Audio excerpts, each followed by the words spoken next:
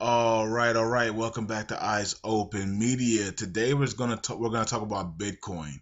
Okay, we're gonna talk about Bitcoin because it's one of the wealth transfers, right? And I told you guys, I've been telling you guys that for the last 3 months, on my on the 365 channel.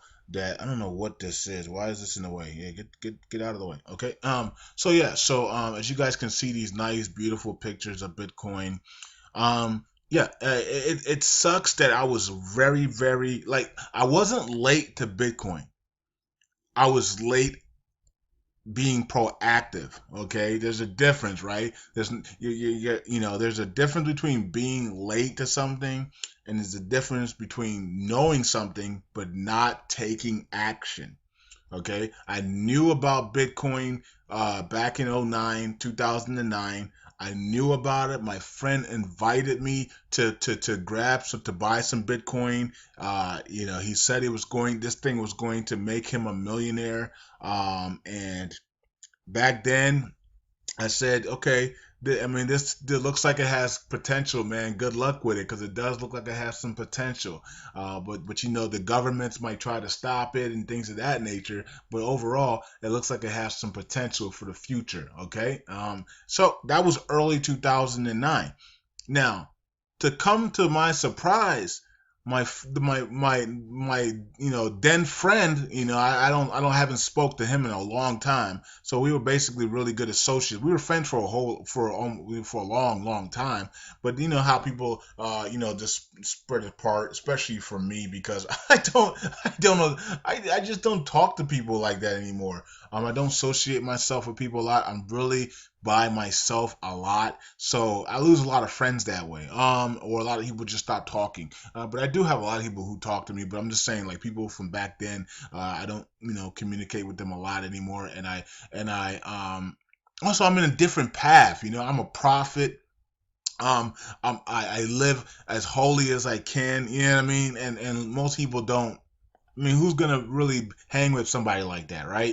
People want to let loose and do a lot of things that can get them in trouble. And they want to be young. We're still young. We're young people, and that's what happens when you're young, right? So it's hard to live with somebody that strives to be holy, right?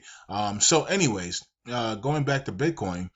Um, so when Bitcoin rose all the way up to about 1,100, 1,200 bucks, I hit this guy up and said, "Are you a millionaire now because of Bitcoin?" And he said, "Man, when I was telling you about this stuff, man, I didn't even get in." I was like, "What?"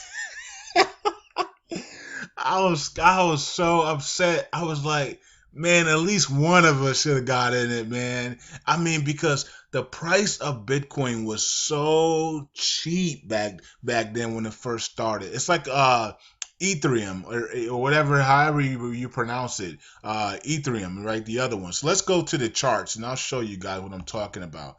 So we're on Coinbase. Links in the description for Coinbase. You just scroll down and find the Coinbase, and you guys can come in Coinbase and you can buy Bitcoin and Ethereum through Bitcoin. Okay.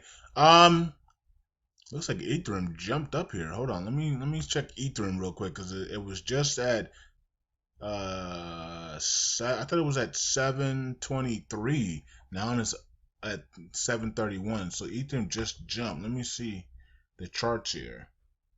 Um, it's saying the charts are saying 24, but it's saying here that it's at 20, at 31. Interesting. Okay, down here it's saying it's at 27. Maybe they haven't updated the chart. Okay, so a nice little jump for Ethereum there. But anyways, going back to Bitcoin, let's look at the all, and I'll show you what I'm talking about.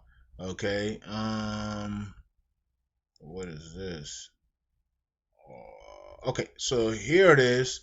Back in this is 2013. I thought we need way longer than that. I was looking at 2000 and 2009. But anyway, so you can see here the price in 2013 was 13 bucks.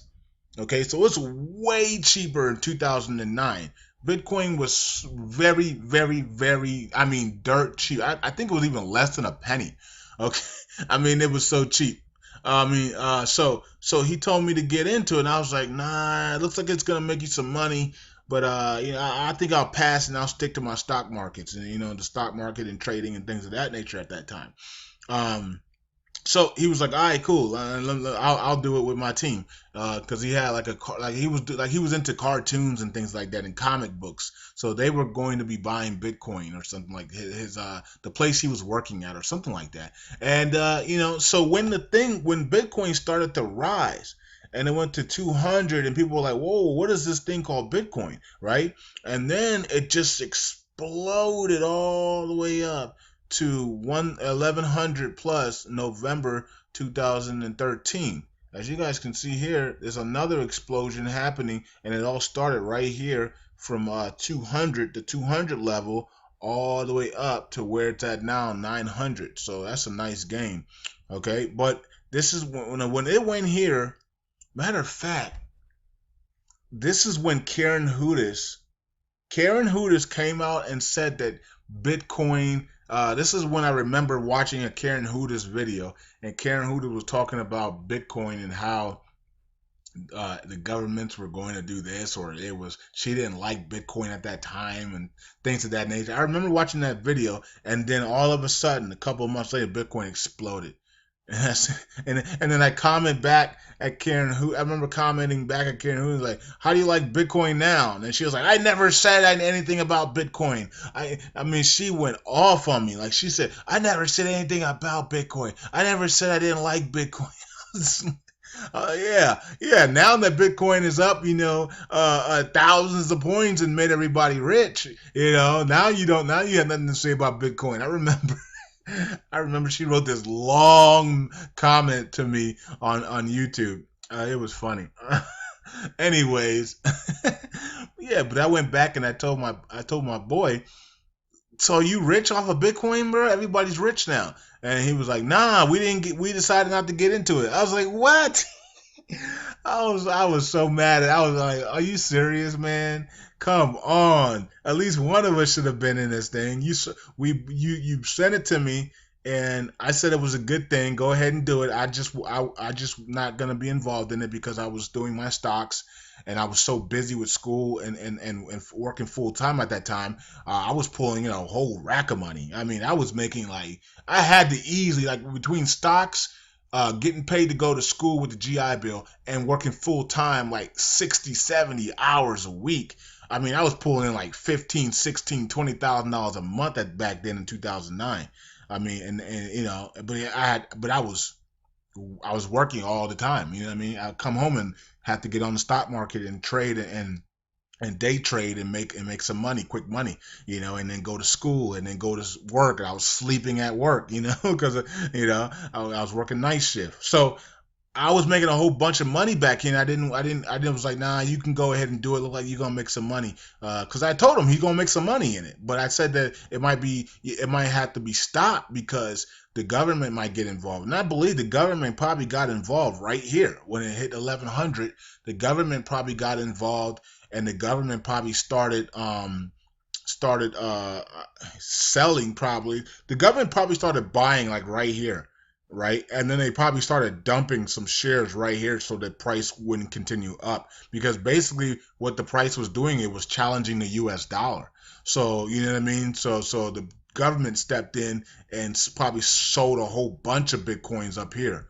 Okay. And then when the price came all the way back here, the government probably started buying some more. Okay. And now the price is going back up.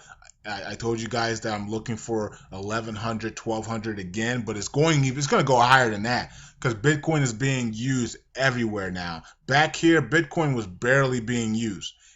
Now today, Bitcoin is being used for everything. Almost all businesses online use Bitcoin, like except Bitcoin payment processors. You know what I'm saying? So a lot of countries use Bitcoin. Venezuela is using Bitcoin to survive because the elites have crashed their currency, which was on purpose to destroy the economy, but they're using Bitcoin to survive. So a lot of places are using Bitcoin. So Bitcoin it has way 10 times more volume than it did back here. So that's how we know Bitcoin is definitely going to 2,000, 5,000, 10,000. You can easily say Bitcoin is going to 10,000.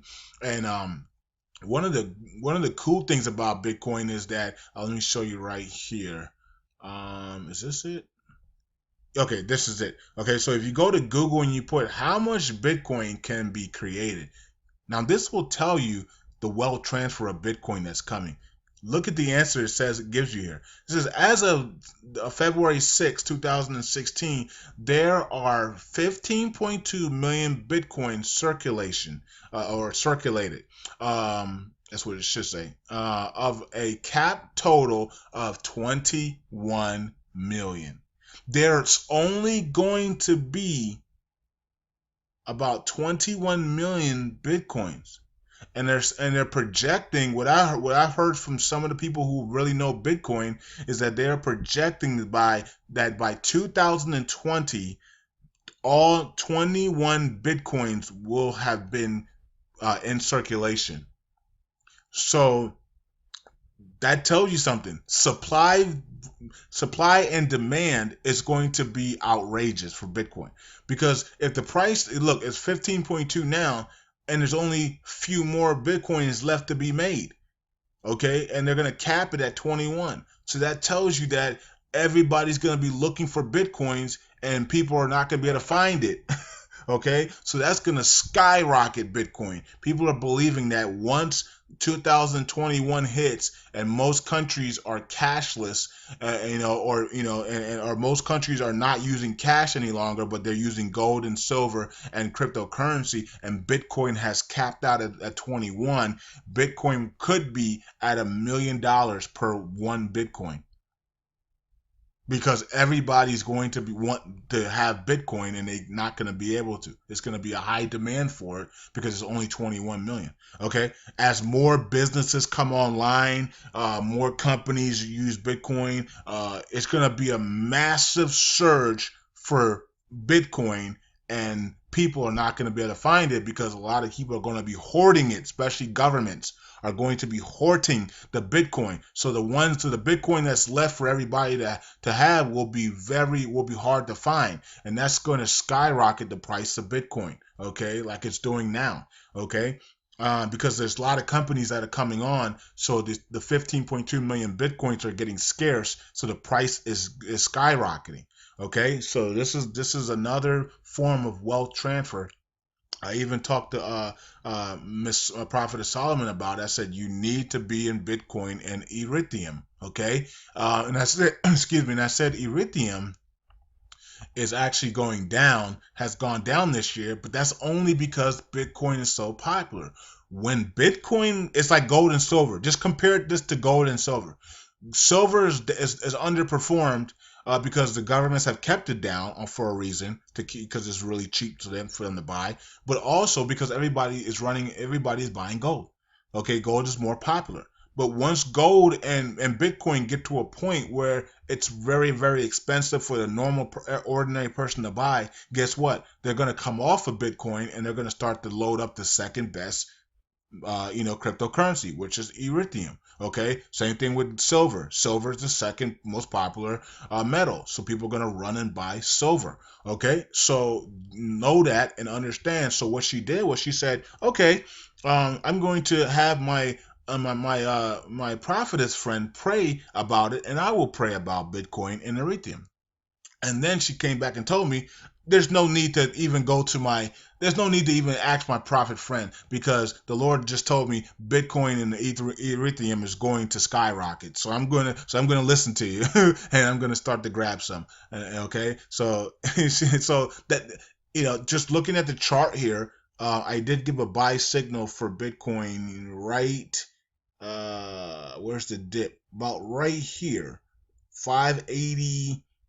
Around this price is where I think it was, maybe, was it around this price? No, that was June. Did I give a Bitcoin? Yeah, I did. Right here, around this price.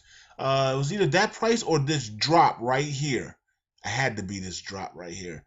I gave the price at 589. So that's